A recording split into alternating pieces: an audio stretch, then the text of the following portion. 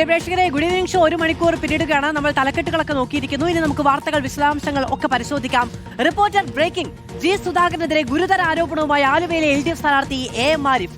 കഴിഞ്ഞ പാർലമെന്റ് തെരഞ്ഞെടുപ്പ് കാലത്ത് G Sudhakaran KC വേണുഗോപാലുമായി അവിശുദ്ധ ബന്ധമുണ്ടായിരുന്നുവെന്ന് AM Arif. തനിക്ക് വേണ്ടി പ്രസംഗിച്ചത് ആത്മാർത്ഥതയില്ലാതെ KC വേണുഗോപാൽ രാജ്യസഭാ സീറ്റ് രാജിവെച്ചത് പ്രചാരണത്തിൽ ഉന്നയിക്കേണ്ട എന്നായിരുന്നു അന്നു തന്നെ സുധാകരന്റെ നിലപാടെന്നും AM ആരിഫ് റിപ്പോർട്ടറിനോട് പറഞ്ഞു.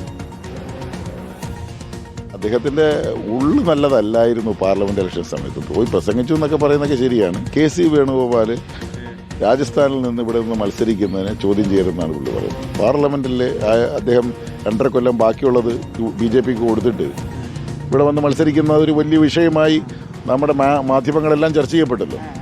അപ്പോൾ അത് പറയരുതെന്നാണ് പുള്ളിയുടെ വെർഷൻ. ആ പുള്ളി പറഞ്ഞില്ല, അതിനെ പ്രകീർത്തിച്ച് പറഞ്ഞു. അപ്പോൾ മനസ്സ് KCയുടെ കൂടെയും എന്താ പറയുക, ശരീരം ഇവിടെയായിപ്പോയി. അദ്ദേഹത്തെ അന്നത്തെ പ്രസംഗം ശോഭാ സുരേന്ദ്രൻ വലിയ കഴിവുള്ള ഇതൊക്കെയാണ് മീറ്റിംഗ് പ്രസംഗിക്കുന്നത്.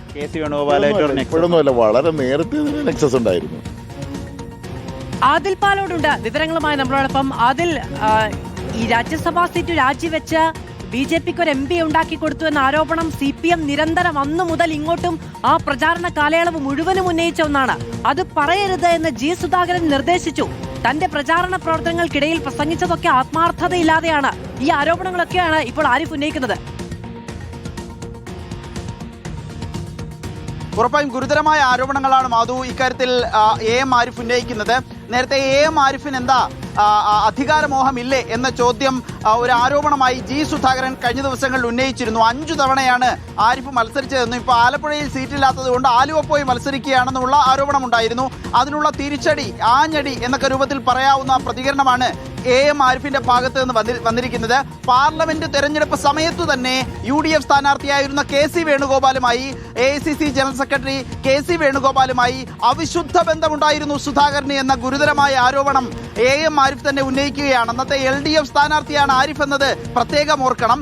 പാർലമെന്റ് തെരഞ്ഞെടുപ്പിൽ തനിക്ക് വേണ്ടി പ്രസംഗിച്ചത് ആത്മാർത്ഥതയില്ലാതെയാണ്, ഉള്ളപ്പോഴും മോശമായിരുന്നു സുധാകരന്റേത് എന്ന് ആരിഫ് പറയുകയായിരുന്നു. മനസ്സ് മുഴുവൻ, മനസ്സും ആഗ്രഹവും സ്വപ്നങ്ങളുമെല്ലാം സുധാകരന്റേത് KCക്കൊപ്പമായിരുന്നു. ശരീരം മാത്രമാണ് LDFനൊപ്പം തെരഞ്ഞെടുപ്പ് കാലത്ത് ഉണ്ടായിരുന്നത് എന്ന് ആരിഫ് പറയുകയാണ്. KC വേണുഗോപാൽ രാജ്യസഭാ സീറ്റ് രാജിവെച്ചാണ് ആലപ്പുഴയിൽ മത്സരിക്കാൻ വരുന്നത് ലോക്സഭയിലേക്ക്.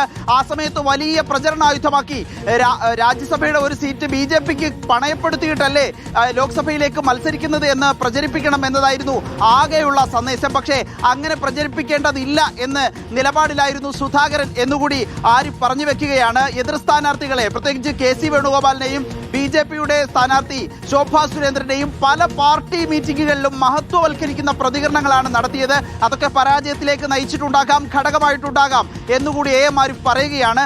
വളരെ മുൻപ് തന്നെ KC വേണുഗോപാലുമായി അവിശുദ്ധ ബന്ധം CPMൽ ഉണ്ടായിരിക്കെ തന്നെ G സുധാകരൻ ഉണ്ടായിരുന്നു എന്ന ഗുരുതര ആരോപണം കൂടി ആരിഫ് ഉന്നയിക്കുകയാണ്. ഏതായാലും സുധാകരൻ തിരിച്ചും ആരോപണങ്ങൾ ഉന്നയിക്കുന്നു. ആരിഫിനെതിരെ പലതരത്തിലുള്ള അധികാരമോഹം എന്ന ആരോപണം ഉന്നയിക്കുന്നു. അതിന് മറുപടി എന്ന നിലയിലാണ് ആരിഫിന്റെ ഗുരുതരമായ വെളിപ്പെടുത്തലുകൾ, ആരോപണങ്ങൾ റിപ്പോർട്ടർ TVയുടെ പ്രതികരണത്തിൽ വന്നിട്ടുള്ളത്. മാധു, ശരി, ആദിൽ പാലോടാണ് വിവരങ്ങൾ നൽകിയത്. മുഖ്യമന്ത്രിയും CPMന്റെ മുഴുവൻ നേതാക്കളും എല്ലാവരും G സുധാകരനെതിരെ വലിയ ആരോപണങ്ങൾ തന്നെയാണ് ഉന്നയിക്കുന്നത്.